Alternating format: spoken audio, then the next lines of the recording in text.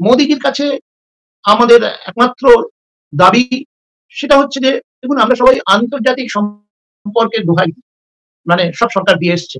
মোদী সরকারও দিয়েছে। তাদের হোম মিনিস্ট্রি দিয়েছে একাধিকবার।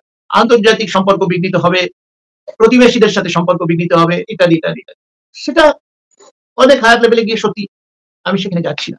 কিন্তু সিলেবাসে আপনি নেতাজিকে পড়াবেন, এতে কোন আন্তর্জাতিক সম্পর্ক বিঘ্নিত হবে? কে ঠিক আপনাকে তাই। বাধা দিচ্ছে? আর আপনি কি ততই দুর্বল প্রধানমন্ত্রী? নন। আপনি ১০ বছর একটা সরকার চালিয়েছেন একক সংখ্যাগরিষ্ঠতা নিয়ে। আপনি যেমন রাজপথে নেতাজির মূর্তি বসালেন, তার উপরে এসে ব্রিটেন বোম ফেলেছে না আমেরিকা বোম ফেলেছে? কেউ ফেলেনি। কারোর ক্ষমতাও নেই, কারো কিছু এসেও যায় না।